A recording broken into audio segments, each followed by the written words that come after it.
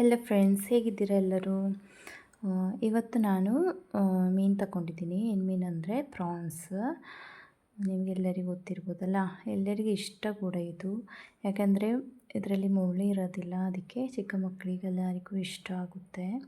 ನನ್ನ ಮಗಳಿಗೆ ಕೂಡ ಇದು ತುಂಬ ಇಷ್ಟ ಈ ಮೀನು. ಸೊ ಇವತ್ತು ಈ ಮೀನನ್ನ ನಾನು ಸ್ವಲ್ಪ ಗ್ರೇವಿನೂ ಮಾಡ್ತೀನಿ, ಸಾರು ಕೂಡ ಮಾಡ್ತೀನಿ.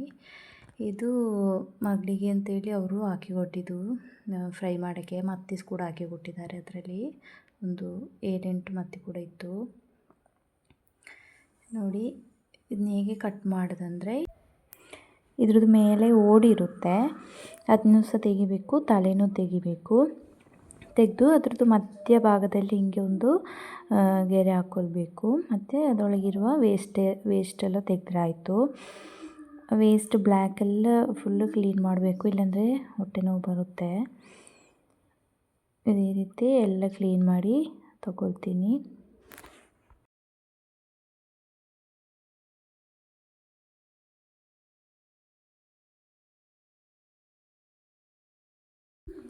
ನೋಡಿ ಇದೇ ಥರ ಎಲ್ಲನೂ ಕ್ಲೀನ್ ಮಾಡಿ ತೆಗೆದ್ರೆ ಆಯಿತು. ನೋಡಿ ಎಷ್ಟು ಕ್ಲೀನ್ ಆಗಿದೆ ಅಂತ. ಚಿಕ್ಕ ಚಿಕ್ಕ ಪ್ರಾನ್ಸ್, ತುಂಬ ಚಿಕ್ಕದಲ್ಲ, ದೊಡ್ಡದು ಅಲ್ಲ, ಒಂದು ಮೀಡಿಯಮ್ ಸೈಜ್ ಪ್ರಾನ್ಸ್ ಇವತ್ತು ಸಿಕ್ಕಿದ್ದು. ನೋಡಿ ಕ್ಲೀನ್ ಮಾಡಿ ನನಗೆ ಇಷ್ಟು ಸಿಕ್ಕಿದೆ. ಅದರಲ್ಲಿ ಮತ್ತಿನೂ ಫ್ರೈ ಮಾಡೋಕ್ಕೆ ಇಟ್ಟಿದ್ದೀನಿ. ಈಗ ಇದನ್ನ ಬೇರೆ ಬೇರೆ ಮಾಡ್ಕೊಳ್ತಿದ್ದೀನಿ ಸಾರಿಗೆ ಮತ್ತು ಗ್ರೇವಿಗೆ.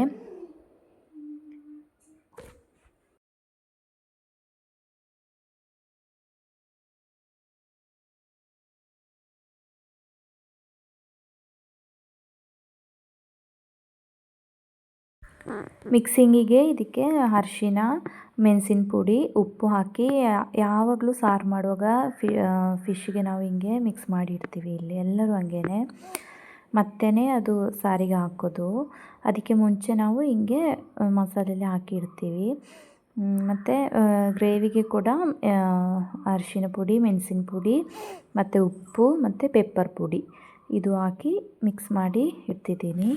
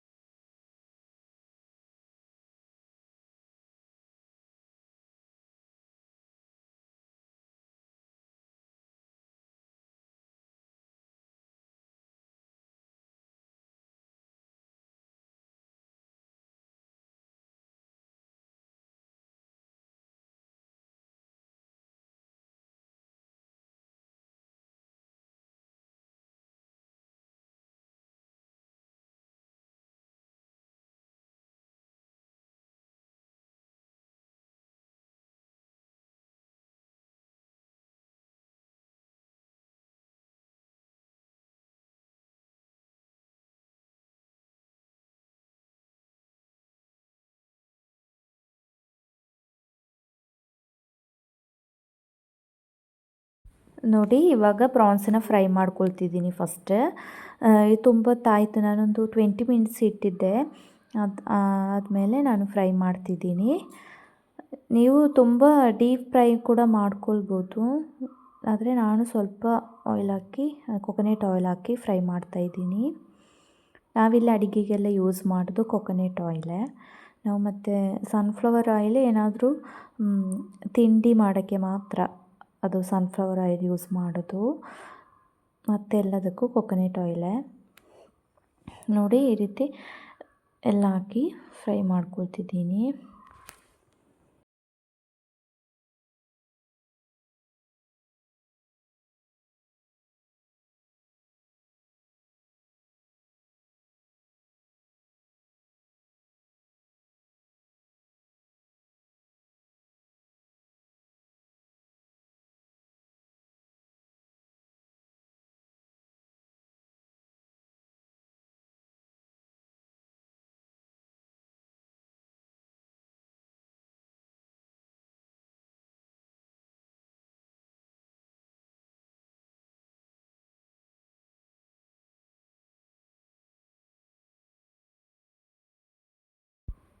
ನೋಡಿ ಚಂದ ಫ್ರೈ ಆಯಿತು ಎರಡು ಭಾಗ ಕೂಡ. ಈ ಥರ ತುಂಬ ತುಂಬ ಫ್ರೈ ಆಗೋದು ಬೇಡ. ಇದು ನಾವು ಮತ್ತು ಗ್ರೇವಿಗೂ ಕೂಡ ಹಾಕ್ತೀವಿ, ಅದರಲ್ಲೂ ಒಂದು ನಿಮಿಷ ಅದರಲ್ಲಿ ಕೂಡ ಕುಕ್ ಮಾಡ್ತೀವಿ. ಇಷ್ಟ ಆದರೆ ಸಾಕು ಎರಡು ಸೈಡು. ಮತ್ತು ನಾನೀಗ ತೆಗೆದು ಬೇರೆ ಪಾತ್ರೆಗೆ ಹಾಕ್ತಿದ್ದೀನಿ. ಹಾಕಿ ನೆಕ್ಸ್ಟ್ ನಮಗೆ ಗ್ರೇವಿ ಮಾಡೋಕ್ಕೆ ಸ್ಟಾರ್ಟ್ ಮಾಡುವ.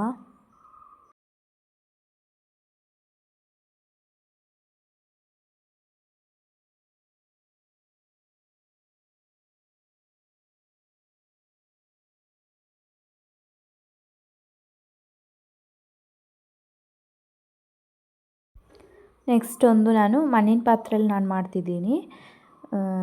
ಚೆನ್ನಾಗಿರುತ್ತೆ ಇದರಲ್ಲಿ ಮಾಡಿದ್ರೆ. ಅದಕ್ಕೆ ನಾನು ಕೊಕೊನೆಟ್ ಆಯಿಲ್ ಯೂಸ್ ಮಾಡ್ತಿದ್ದೀನಿ. ಕೊಕೊನೆಟ್ ಆಯಿಲ್ ಹಾಕಿ ಮತ್ತು ಸ್ವಲ್ಪ ಮೆಂತ್ಯಕಾಳು ಹಾಕಬೇಕು. ಮೆಂತ್ಯಕಾಳು ಹಾಕಿದ್ರೆ ಸ್ವಲ್ಪ ಫ್ಲೇವರ್ ಚೆನ್ನಾಗಿರುತ್ತೆ. ಅದಕ್ಕೆ ನಾನು ಮೆಂತ್ಯ ಸ್ವಲ್ಪ ಹಾಕ್ತಿದ್ದೀನಿ. ಚೆಂದ ಫ್ರೈ ಆದಮೇಲೆ ಕರಿಬೇವಿನ ಸೊಪ್ಪು ಹಾಕ್ತಿದ್ದೀನಿ.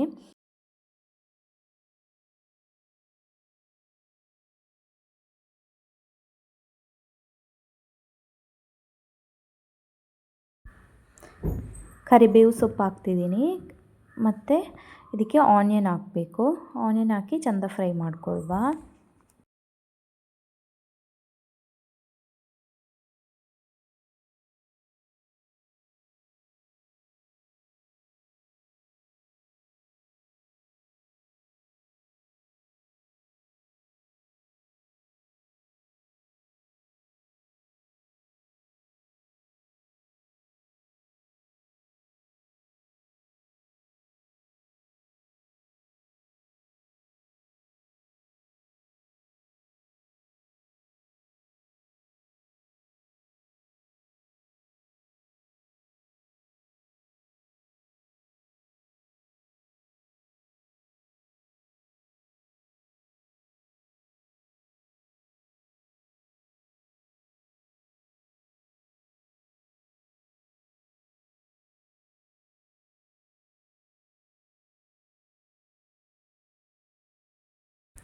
ಆನಿಯನ್ ಫ್ರೈ ಆಗಲಿ ಅಷ್ಟರಲ್ಲಿ ನಾವು ಬೆಳ್ಳುಳ್ಳಿ ಮತ್ತು ಶುಂಠಿನ ಚೆಂದ ಜಜ್ಕೊಳ್ತಾ ಇದ್ದೀನಿ. ಇದು ನೀವು ಚಿಕ್ಕ ಚಿಕ್ಕದಾಗಿ ಕಟ್ ಮಾಡಿ ಕೂಡ ಹಾಕ್ಬೋದು, ಆದರೆ ನಾನಿಲ್ಲಿ ಜಜ್ಕೊಂಡು ಹಾಕ್ತಿದ್ದೀನಿ. ನಾನೆಲ್ಲ ಜಜ್ಜಿನೇ ಹಾಕೋದು. ಅದೇ ನನಗೆ ಇಷ್ಟ ಆ ಫ್ಲೇವರ್. ತುಂಬ ನನಗೆ ಪೇಸ್ಟ್ ಮಾಡಿ ಹಾಕೋದು ಇಷ್ಟ ಇಲ್ಲ, ಮತ್ತು ಕಟ್ ಮಾಡಿ ಕೂಡ ನಾನು ಹಾಕಲ್ಲ. ಈ ಥರ ಜಜ್ಜಿಬಿಟ್ಟು ನಾನು ಎಲ್ಲದಕ್ಕೆ ಹಾಕೋದು.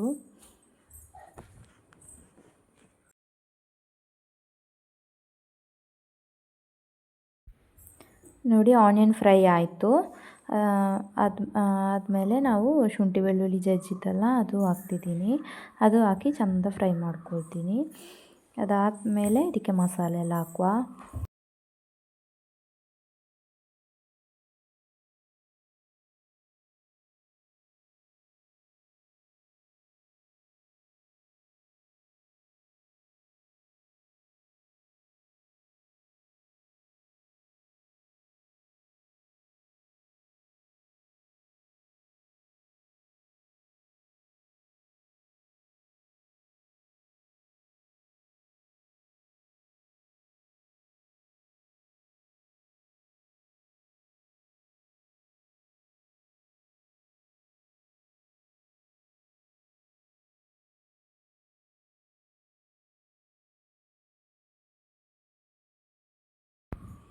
ನೋಡಿ ಇದೆಲ್ಲ ಫ್ರೈ ಆಯಿತು.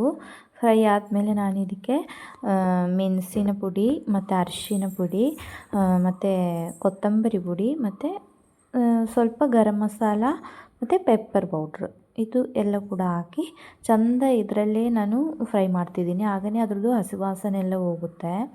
ಟೊಮೆಟೊ ನಾವು ನೆಕ್ಸ್ಟ್ ಹಾಕುವ. ಇದು ಚೆಂದ ಇದ್ರದ್ದು ಹಸಿ ವಾಸನೆ ಎಲ್ಲ ಹೋಗಲಿ.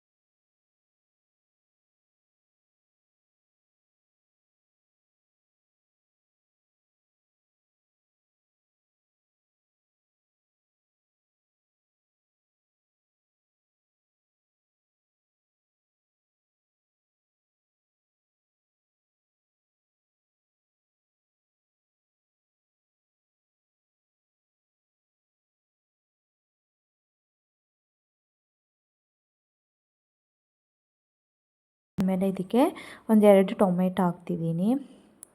ನಿಮ್ಮ ರುಚಿಗೆ ಹೇಗೆ ಬೇಕು ಹಾಗೆ ನೀವು ಟೊಮೆಟೊ, ಆನಿಯನ್, ಮಸಾಲೆ ಎಲ್ಲ ಅದಕ್ಕೆ ತಕ್ಕಂತೆ ನೀವು ಹಾಕ್ಕೊಳ್ಳಿ.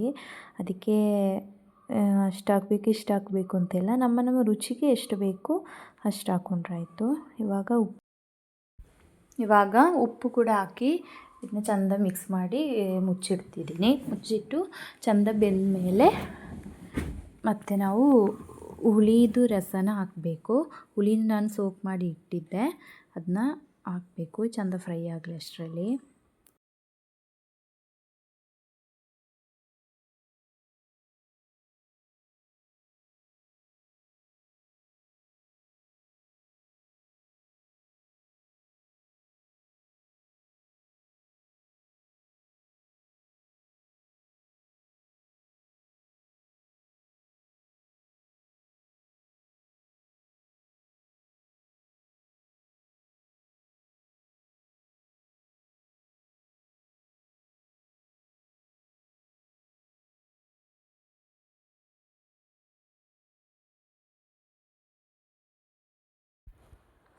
ಈಗ ನೋಡಿ ಚೆಂದ ಫ್ರೈ ಆಯಿತು. ಫ್ರೈ ಆದಮೇಲೆ ನಾವು ಹುಣಸೆ ರಸನ ಕೂಡ ಹಾಕಿದೆ.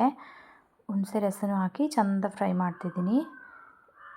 ಫ್ರೈ ಆದಮೇಲೆ ಸ್ವಲ್ಪ ನಮಗೆ ಎಷ್ಟು ಬೇಕೋ ಅಷ್ಟು ನೀರು, ತುಂಬ ಇದು ಗ್ರೇವಿ ಇದ್ರೇ ಚೆನ್ನಾಗಿರುತ್ತೆ, ನೀರು ಥರ ಆದರೆ ಅದು ಚೆನ್ನಾಗಿರಲ್ಲ. ಸೊ ಅದಕ್ಕೆ ನೋಡಿಕೊಂಡು ನೀವು ಎಷ್ಟು ಬೇಕೋ ಅಷ್ಟು ನೀರು ಹಾಕ್ಕೊಳ್ಳಿ. ನೀರನ್ನು ಹಾಕ್ಕೊಂಡು ಚೆಂದ ಅದನ್ನ ಬೇಯಿಸುವ. ಬೆಂದಾದಮೇಲೆ ನಾವು ಪ್ರಾನ್ಸ್ ಫ್ರೈ ಮಾಡಿ ಇಟ್ಟಿದ್ದಲ್ವ ಅದನ್ನ ತೆಗೆದು ಇದರಲ್ಲಿ ಹಾಕಿ ಅದು ಒಂದು ಮಿನಿಟ್ ಅದು ಫ್ರೈ ಆದರೆ ಆಯಿತು ಅಷ್ಟೇ.